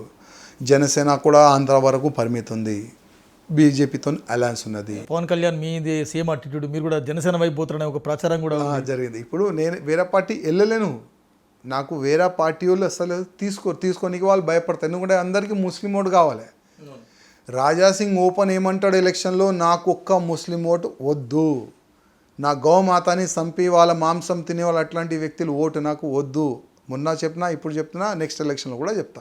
కానీ వీళ్ళు ఏంటంటే వాళ్ళ ఓట్లు కావాలని వాళ్ళు తిరుగుతారు. సంఘ్ కానీ విహెచ్పి కానీ ఇట్లాంటి సంస్థలకి మీకు మంచి రిలేషన్ ఉంది, మంచి పరిచయాలు ఉన్నాయి, మీరు ఇతర రాష్ట్రాల్లో పోయి పనిచేస్తారు. కానీ రాజాసింగ్ పక్కన ఉండడం వల్ల, రాజాసింగ్ను దూరం ఉండడం వల్ల పార్టీకి నష్టమని వాళ్ళకి తెలియదా? నేను ఇప్పుడు చెప్పినా కదా, పార్టీకి నష్టం లేదు. ఆల్రెడీ మా రామచందర్ అన్న గారు ఒక స్టేట్మెంట్ చూసిన, లేదు చాలా దేర్ అయింది, యాక్చువల్లీ ముందే యాక్సెప్ట్ చేస్తే చాలా బాగుంటుంది అన్నాడు. నా రీజన్ రామచందర్ అన్న అన్నాడు అన్నమాట. అరే చాలా లేట్ అయిందని అంటున్నారు, ముందే రిజైన్ ఆయన ఇచ్చింది కదా, ముందే యాక్సెప్ట్ చేస్తే చాలా బాగుంటుంది అని కూడా అంటున్నారు కొంతమంది. ఇట్లా అన్నాడు ఆయన.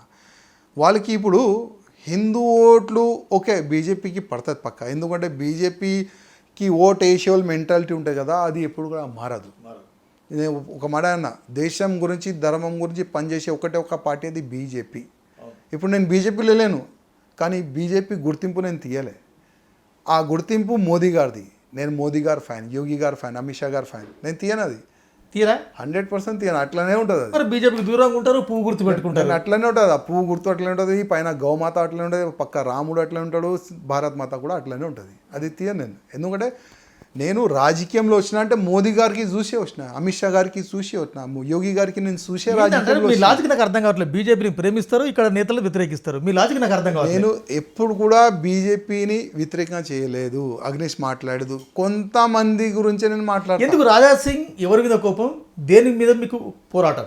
ఇవాళ తెలంగాణ చిన్న పిల్లలు కూడా నువ్వు పట్టుకుంటే పేరు చెప్తారు ఎవరి గురించి అని. ఎవరు చెప్పండి? ఎవరా నేను చెప్పను, మీ ఛానల్లో వాళ్ళ పేరు చెప్పి ఎందుకు ఇంకా దానికి పెద్ద ఇష్యూ చేయాలని నా ఆలోచన ఉంటుంది. కానీ మీరు పార్టీ ఆఫీస్లో మీ అబ్బ సొమ్ము కాదు, మీ అయ్యే సొమ్ము కాదు, పార్టీ మీది కాదన్నారు కదా, ఎందుకన్నారు? నేను ఇప్పుడు కూడా చెప్తున్నా, కొంతమంది ఈ పార్టీకి మా అయ్యా పార్టీ, మా అబ్బా పార్టీ అనుకుంటున్నారు, కానీ ఇది పార్టీ భారతీయ జనతా పార్టీ, ప్రజల పార్టీ.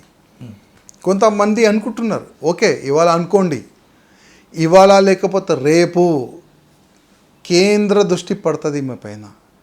మీరు చేస్తున్న తప్పులు కేంద్రం 100% అది గమనిస్తుంది. అప్పుడు మీకే నష్టం.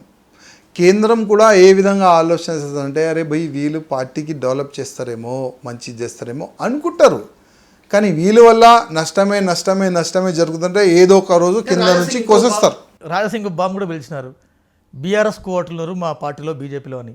ఎవరు బీఆర్ఎస్ కోవట్లు? అంటే మధ్యలో కవితాజీ ఒక స్టేట్మెంట్ ఇచ్చింది, బీజేపీతోని బీఆర్ఎస్ వాళ్ళు కలుస్తారు అని, వీళ్ళేమో అట్లా నడిచింది. అప్పుడు నాకు కూడా కొన్ని వార్తలు వచ్చినాయి, భయ్ కొన్ని మీటింగ్లు జరిగినాయి, ఒకవేళ పెద్ద ప్యాకేజ్ ఇస్తే మేము కూడా మీకు సపోర్ట్ చేస్తాం అన్నట్లే కొన్ని వార్తలు కొన్ని ఛానల్లో నేను విన్నా. మీరు అన్నారు మా పార్టీలో ప్యాకేజీలకు అమ్ముడు పోయే లీడర్లు ఉన్నారు అని. ఎవరు?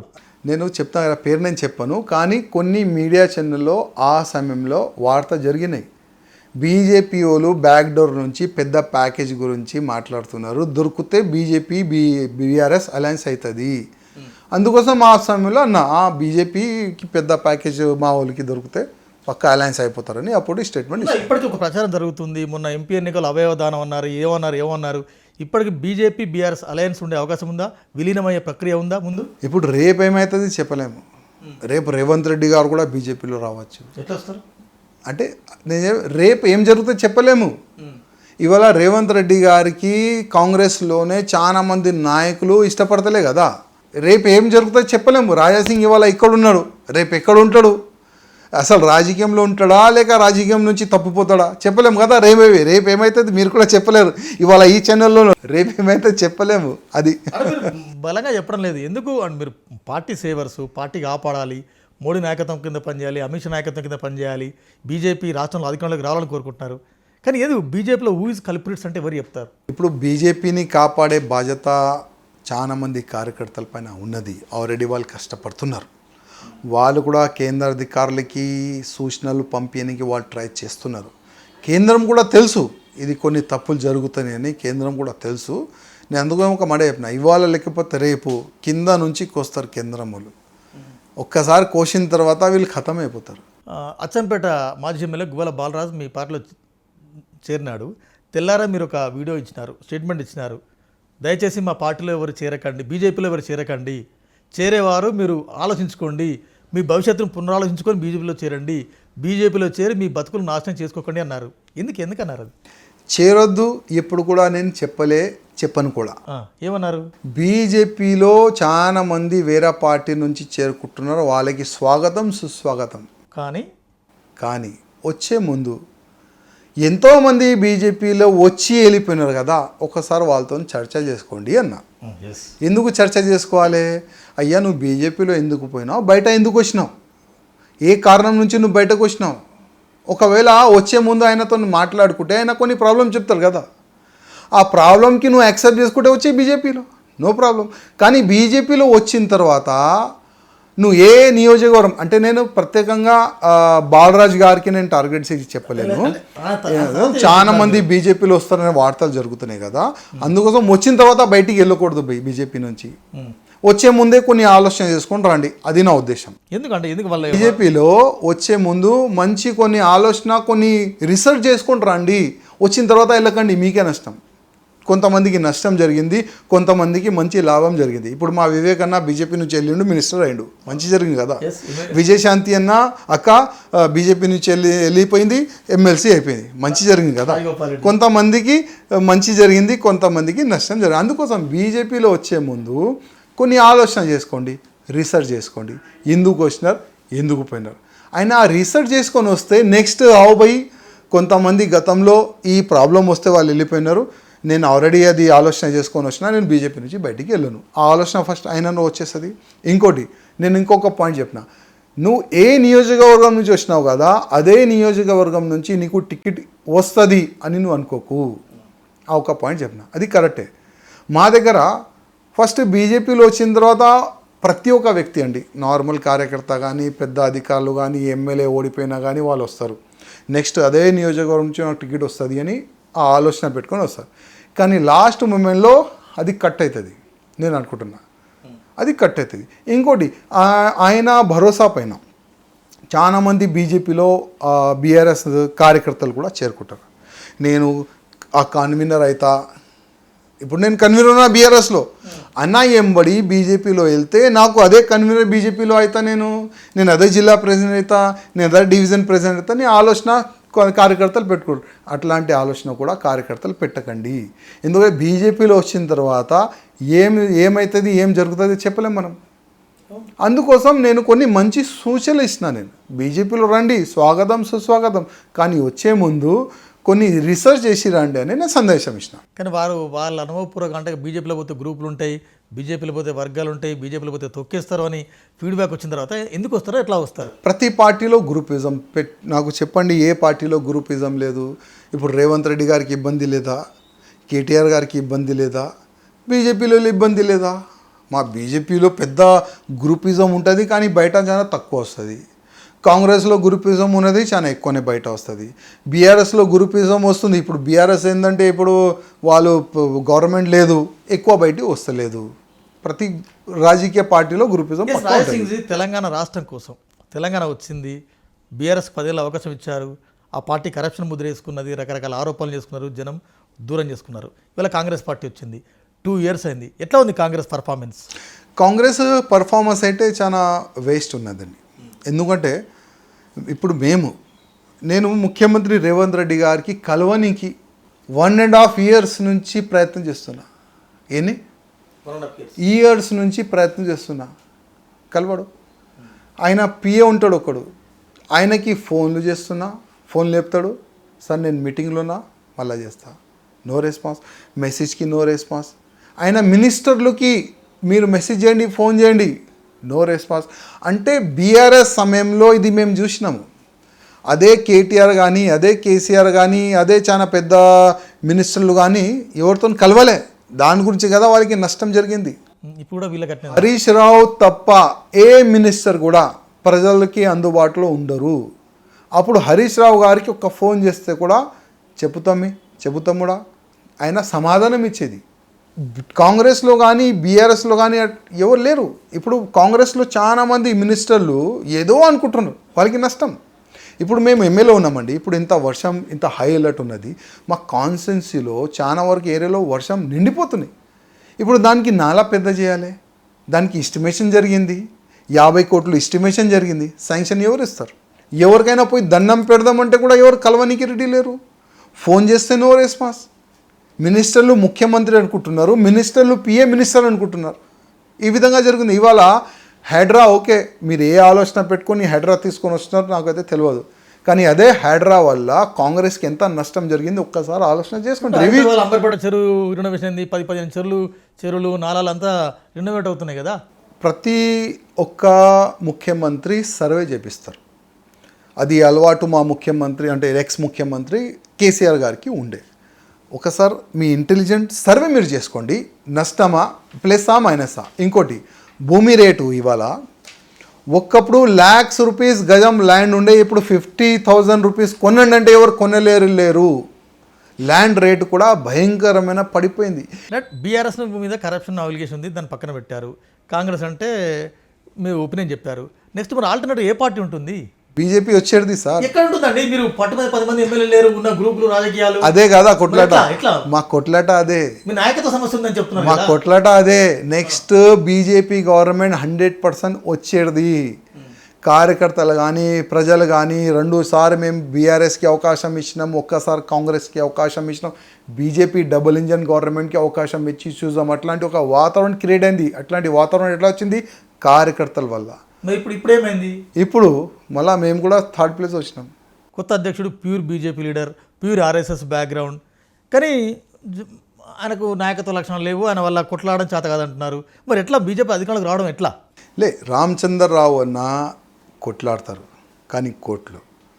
బీఆర్ఎస్ కాంగ్రెస్తోని ఫైట్ అంతా స్ట్రాంగ్గా చేయాలంటే ఆయనకి కష్టం.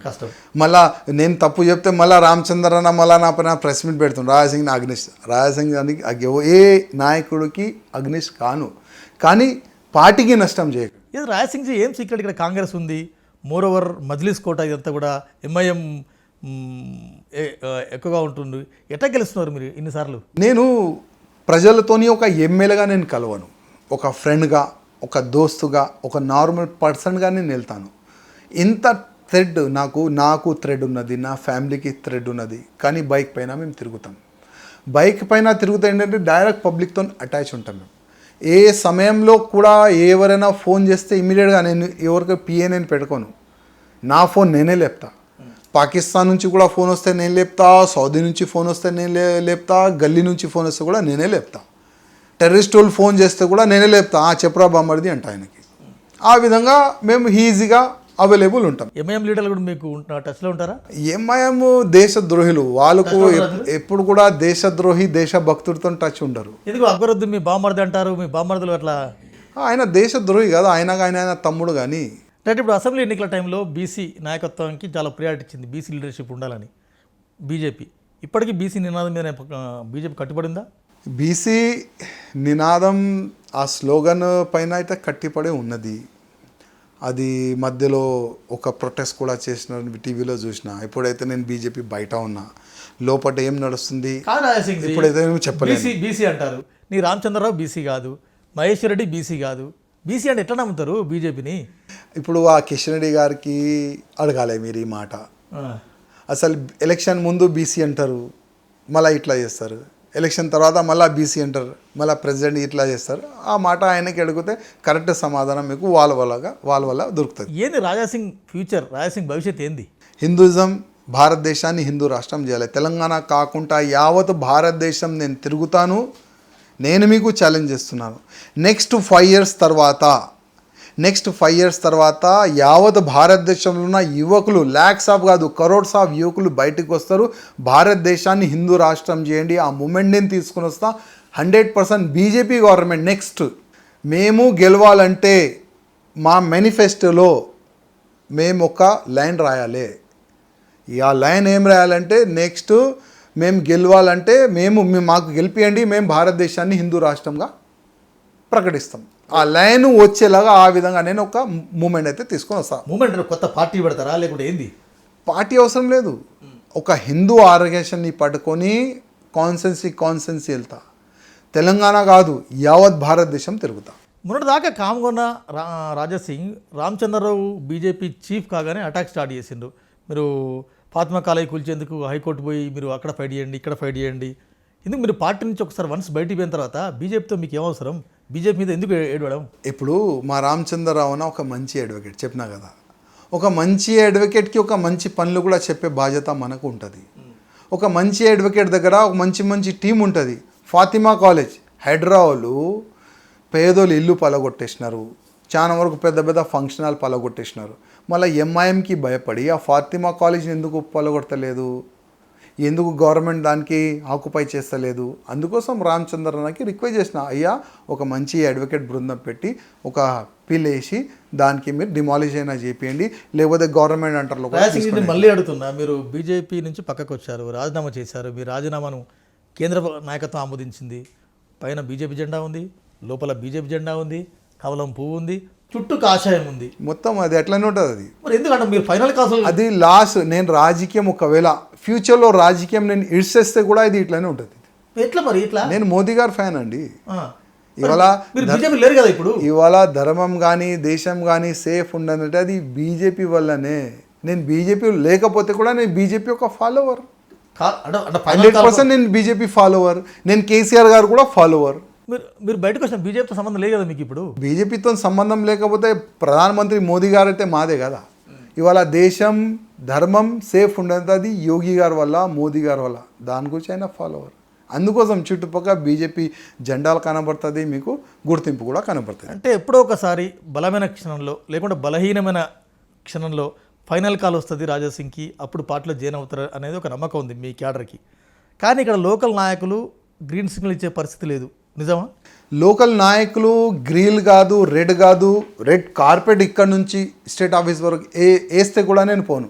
లోకల్ మా ఇక్కడ నాయకులు చెప్తే, కేంద్ర నాయకులు చిన్న ఒక మెసేజ్ నాకు ఫోన్ చేసే, నేను అంత పెద్ద వ్యక్తి గాను, ఏదో అంటే మా కేంద్ర ఆఫీస్ ఉన్నది, ఆఫీస్లో ఒక చిన్న ఆఫీస్ బాయ్ కూడా, బై మీరు ఢిల్లీ రండి మా పెద్ద అధికారులు కలవాలనుకుంటారు, ఒక చిన్న ఫోన్ వస్తే నేను వెళ్తా. బీజేపీలో చేరనికి కాదు, నా బాధ చెప్పనికి, ఇక్కడ ఇక్కడ ఇక్కడ విషయాలు చెప్పడానికి, నా బాధ చెప్పనికి, ఇక్కడ ఏమి జరుగుతుంది అది చెప్పనికి వెళ్తా. ఇక్కడ గుట్టు విప్పనికి, గుట్టు గిట్టు అది ఏం నాకు తెలియదు, కానీ నా బాధ, నా కార్యకర్తల బాధ, ఇక్కడ జరుగుతున్న తప్పుల గురించి నేను మా పెద్దోళ్ళకి చెప్తా. మా పెద్దోళ్ళు దానిపైన దృష్టి పెట్టుకొని వాళ్ళు ఆలోచన చేసిన తర్వాత, ఓకే మీ జిల్లాని మంచి చేస్తాం, మీ కాన్స్టిట్యున్సీ మంచి చేస్తాం, మీరు రండి, ప్రతి ఒక్క కార్యకర్త మేము కాపాడుకుంటాం, హామీ ఇస్తాను, పక్క బీజేపీ వెళ్తాం. మీరు మోడీ కోసం చెప్పండి, లేకుంటే కేంద్ర బీజేపీ కోసం చెప్పండి, ఈ రాష్ట్రంలో బీజేపీ అధికారంలోకి రావాలంటే ఇక్కడ ఎలాంటి ప్రక్షాళన జరగాలి? చాలా మంచి క్వశ్చన్. ఇక్కడ బీజేపీ గవర్నమెంట్ రావాలంటే ఫస్ట్ ఈ గ్రూపిజం ఖతం కావాలి. నా మనిషి నీ మనిషి, నా వ్యక్తి నీ వ్యక్తి, అది వెళ్ళిపోవాలి. కేంద్ర అధికారులు మా పెద్దోళ్ళు ఒక టీం ఎట్లా తెలంగాణ గురించి వేయాలంటే, ఇప్పుడు కొంత ఎవరికైనా వేస్తే వాళ్ళకి కలుపుకుంటున్నారు, వీళ్ళు కలిపి ఆయనకి పాడు చేసి పంపిస్తున్నారు. కేంద్రం నుంచి ఒక టీం ఉంటుంది, ఇక్కడ ఎవరు వస్తే ఆయనకి కల్పిస్తున్నారు. ప్రత్యేకంగా తెలంగాణ కల్పిస్తున్నారు, కల్తీ చేస్తున్నారు ఆయన కూడా. ఇప్పుడు తెలంగాణలో అవకాశం ఉందండి, బీజేపీ గవర్నమెంట్ రానికి అవకాశం ఇక్కడ ఉన్నది. కానీ కేంద్ర కరెక్ట్ అయిన దృష్టి పెడితే 200% నెక్స్ట్ గవర్నమెంట్ రావచ్చు. మీరు ఇంకోటి అంటున్నారు, మీరు పార్టీ వినడానికి కారణం ఎవరు? ఓ పాత ఇన్పసమన్నారు, ఎవరా పాత ఇన్పసమని ఉంటే నేను చెప్పిన ఆయన పేరునే చెప్పలేను, ఉన్నది నేను కాదు. మీరు వితౌట్ కెమెరా ఏదైనా ఒక ఎమ్మెల్యే ఏదైనా ఒక ఎంపీకి చెప్తే ఆ పాత సామాన్లు పేరు సవాళ్ళు చెప్తారు. మీకు మీరు నిజామాబాద్ ఎంపీ అరవింద్ అంటున్నారు, మా రాయసింగ్ చిన్న మిస్డ్ కాల్ ఇస్తే మెంబర్షిప్ తీసుకుంటారని. మిస్డ్ కాల్ కోసం చూస్తున్నారా? మిస్డ్ కాల్ గురించి నేను అసలు చూడను. ఆ మిస్డ్ కాల్ గురించి నేను ఆలోచన పెట్టుకుంటే నేను రిజైన్ ఎందుకు ఇస్తా? వేరే ఎమ్మెల్యేస్ లాగా, వేరే ఎంపీస్ లాగా, అరే పోన్ రాబోయి నాకెందుకు, నా కాన్స్టిట్యూన్సీ చూసుకుంటా అని అట్లాంటి ఆలోచన నేను పెట్టుకూడదు. కానీ నేను రిజైన్ ఎందుకు ఇచ్చిన? రిజైన్ వెనుక ఒక రీజన్ ఉంది. రిజైన్ ఇచ్చిన తర్వాత కనీసం కేంద్ర దృష్టి ఇక్కడ పడుతుంది, అసలు ఏం జరుగుతుంది, ఒక ఎమ్మెల్యే ఎందుకు పార్టీ ఇడిచి బయటికి వెళ్తుండు, కనీసం మాకు వీళ్ళకి పిలిచి అసలు ఏం జరుగుతుంది మాట్లాడతారు అని అనుకున్నా. అప్పుడు మాట్లాడే సమయంలో నా బాధలు, నా కాన్స్టిట్యున్సీ బాధలు, మా జిల్లా ప్రాబ్లమ్స్, తెలంగాణలో ప్రతి ఒక్క బీజేపీ కార్యకర్తలు బాధలు అది చెప్తా నేను అనుకున్నా. కానీ అది జరగలే. ఎంతకాలం వెయిట్ చేస్తారు? ఎన్ని రోజులు వెయిట్ చేస్తారు? ఇంకా అయిపోయింది, ఇంకా అయింది. వాళ్ళు రిజైన్ చేసుకున్నారు, ఇప్పుడు నేను ఫ్రీ అయిపోయినా. మరి ఎమ్మెల్యే పదవి కూడా రాజీనామా చేయొచ్చు కదా? అది అంటే నేను పువ్వు గుర్తుపైన నేను గెలిచిన, కానీ ఓటు నా ప్రజలు ఇష్టం నాకు. నేను నా ప్రజలకి గాలిలో ఇడవలేను. కానీ నేను ఎందుకు అంటున్నానంటే, గోషమాల్ ఉప ఎన్నిక బైపోల్ రావాలని మీ పార్టీలోనే, అంటే బీజేపీలో చాలామంది వెయిట్ చేస్తున్నారు. అందుకనే బీజేపీలో చాలామంది వెయిట్ చేస్తున్నారు. అంటే ఒకవేళ మా అమిత్ షా గారు ఒక చిన్న మెసేజ్ బై నువ్వు పార్టీ గుర్తింపుతో గెలిచినావు కదా రిజైన్ చేయంటే ఇచ్చేస్తా. కానీ వీళ్ళు చెప్తే అసలు ఏం రిజైన్ వీలేందండి, వీళ్ళు చెప్తే అస్సలు నేను వినను. ఒకవేళ కేంద్రం నుంచి ఏ ఆదేశం వస్తే దానికి మేము కట్టుబడి ఉంటాం. అంటే అంటే రాజాసింగ్ ఇంకెంతకాలం వెయిటింగ్ లిస్ట్లో ఉంటాడు? ఇంకా 3 years ఉంది ఎలక్షన్స్కి. 3 years తర్వాత ఎలక్షన్ మూమెంట్ స్టార్ట్ అవుతుంది. ఈ 3 సంవత్సరాల్లో 1 కోటి కార్యకర్తలు తయారు చేస్తారు యావత్ భారతదేశంలో. 1 crore. తెలంగాణ ఏంది రూట్ మ్యాప్? తెలంగాణలో కూడా చాలా వరకు హిందూ కార్యకర్తల్ని ధర్మం గురించి, దేశం గురించి, సమాజం గురించి పనిచేసే అట్లాంటి ఒక పెద్ద సైన్యంని తయారు చేస్తారు తెలంగాణ. మొత్తం తెలంగాణ తిరుగుతారా? మొత్తం తెలంగాణ జిల్లా జిల్లా గల్లీ గల్లీ ప్రతి ఒక్క కాన్స్టిట్యూన్సీ తిరుగుతా. కానీ నేను ఇక్కడే ఉంటా, ఇక్కడికి పోను. ఒకటి నెంబర్ 1. నెంబర్ 2, మీరు శివసేనలో చేస్తారా లేకుంటే పవన్ కళ్యాణ్తో కలిసి జనసేనలో పనిచేస్తారా అని ఒక ప్రచారం కూడా ఉంది. నిజమా ఇది? అబద్ధం. నేను చెప్పినా కదా, ఏ పార్టీలో కూడా నేను వెళ్ళలేను. ఎందుకంటే ఫస్ట్ నేను నా ధర్మ సేవ, నా ధర్మ రక్షణ, గౌరక్షణ, లవ్ జిహాద్ వాళ్ళకి కరెక్ట్ అయిన సమాధానం ఇవ్వాలి, వాళ్ళకి కౌంటర్ ఇవ్వాలి. ఇదేనా ఆలోచన. దీన్ని నేను ఇడవలేను. ఇప్పుడు ఏదైనా వేరే సెక్యులర్ పార్టీలో పోతే ఫస్ట్ కండిషన్ వాళ్ళు ఏం పెడతారు, అయ్యా వచ్చినావు కదా కొద్దిగా మారాలి నువ్వు, ఈ లవ్ జిహాద్, ఈ ధర్మం ఇది నేను చెప్పకూడదు, మా సెక్యులర్ పార్టీ. ఈ రంజాన్ వస్తే కూడా టోపీ పెట్టుకొని అక్కడిక్కడ ఇఫ్తార్ పార్టీ ఇవ్వాలని వాళ్ళు ఆదేశం ఇస్తారు. అది మనతో కాదు, సచ్చినా కాదు. 3 years వరకు వెయిట్ చేస్తారు. 3 years వరకు మీకు కాల్ రాదు, లేకుంటే బీఆర్ఎస్ షిఫ్ట్ అవుతారా? ఏంది వాటి రేపు ఏమైతే చెప్పలేము. చెప్పినా కదా, బీజేపీ బీఆర్ఎస్ కలవచ్చు, రేవంత్ రెడ్డి గారు కాంగ్రెస్లో ఈడ్చి బీజేపీలో రావచ్చు, లేకపోతే బీఆర్ఎస్లో కూడా పోవచ్చు. రేపు ఏమైతుంది నేను ఇవాళ చెప్పలేను. రేపు గురించి రేపు మాట్లాడదాం, ఎలక్షన్ ముందు మనం మాట్లాడదాం. అప్పటి వరకు చాలా వరకు మూమెంట్ చేంజ్ అవుతుంది Telangana. Issue phone tapping issue చాలా సీరియస్ నడుస్తుంది. కేంద్ర మంత్రి కిషన్ రెడ్డి, బండి సంజయ్, బీజేపీ లీడర్ల ఫోన్లన్నింటినీ ట్యాప్ అయినాయి. రాజసింగ్ ఫోన్ కూడా ట్యాప్ అయిందని కొన్ని వార్తలు వచ్చినాయి. కేంద్ర బీజేపీ చాలా సీరియస్గా ఉంది బీఆర్ఎస్ మీద. కానీ రాష్ట్ర బీజేపీ, రాష్ట్రంలో కొంతమంది నేతలు బీఆర్ఎస్ పట్ల సాఫ్ట్గా ఎందుకు ఉంటున్నారు అంటే ఏం చెప్తారు? సాఫ్ట్గా ఎందుకు కుడుతున్నారు అదైతే నాకు అర్థం అవుతలేదు. ఈ క్వశ్చన్ అందరు కూడా అడుగుతున్నారు, అందరు కూడా గమనిస్తున్నారు కూడా. అసలు ఏం జరుగుతుంది? ఇంత పెద్ద ఫోన్ ట్యాపింగ్ ఇష్యూ జరిగింది. ఎంతోమంది పెద్ద నాయకులుది ఫోన్ ట్యాపింగ్ చేసినారు. మధ్యలో బండి సంజయ్ గారు ఎంక్వైరీకి పోయినారు, మా విశ్వేశ్వర రెడ్డి గారు పోయినారు, ఇంకా పెద్ద లిస్ట్ ఉన్నది. అసలు ఎవరెవరు ఫోన్ ట్యాప్ చేసినారు అసలు చాలా తప్పు. అది 100% దీంట్లో కేంద్రం ఇన్వాల్వ్ కావాలి. దీనికి ఈ సిట్ కాదు, దీనికి సిబిఐ ఎంక్వైరీ జరగాలి. సిబిఐ ఎంక్వైరీ జరిగితే అసలు ఫోన్ ట్యాపింగ్ జరిగిందా లేదా, ఏ రీజన్ వల్ల జరిగింది, ఎంతమందికి వీళ్ళు బ్లాక్మెయిల్ చేసినారు, ఎంత డబ్బులు వీళ్ళు సంపాదించుకున్నారు, అంతా బయటకు వస్తుంది. అందుకోసం సిబిఐ ఎంక్వైరీ జరిగితే నిజమేంది బయటికి వెళ్తుంది. అంటే ఫ్యూచర్లో బీఆర్ఎస్ బీజేపీలో విలీనం అవుతుంది ఈ ప్రచారమా, లేకుంటే మామూలు పొలిటికల్ ప్రచారం అయితే జరుగుతుంది. దీనికి పొలిటికల్ యాంగిల్లో కూడా చూసుకోవచ్చు. కవిత అన్నారు, మీరు అన్నారు, నిజం కూడా అనుకోవచ్చు. నేను కొన్ని ఛానల్ చూసే చెప్పిన. ఇప్పుడు ఛానల్ చాలా వరకు నేను ఫోన్లో కానీ ఎక్కువ శాతం నేను అసలు ఏం జరుగుతుంది వార్తల్ని చూస్తాను. మన తెలంగాణలో కాన్సెప్ట్ ఏం ఇప్పుడు కొన్ని ఛానల్స్లో వచ్చింది. ఇప్పుడు కొంతమంది బీజేపీ నాయకులు బ్యాక్ డోర్ నుంచి మీటింగ్ జరుగుతుంది, పెద్ద ప్యాకేజ్ ఏదో డిసైడ్ అవుతుంది ఇట్లా. అది కేంద్ర బీజేపీ, రాష్ట్ర బీజేపీ నాయకులు, రాష్ట్ర, కేంద్రం కాదు, రాష్ట్రం. అప్పుడే ఆ సమయంలో ఆ మెసేజ్ వస్తే నేను కూడా చెప్పిన, ఇట్లా జరుగుతుంది, పెద్ద ప్యాకేజ్ వస్తే మా వాళ్ళు కూడా డింకమని జంప్ అవుతారు. రాజసింగ్ లాస్ట్ బీజేపీ అధికారంలోకి వస్తే నమ్మకం ఇంకా మీకుందా? 100% నమ్మకం ఉంది. ఆ నమ్మకం ఎందుకు? మా కార్యకర్తల వల్ల.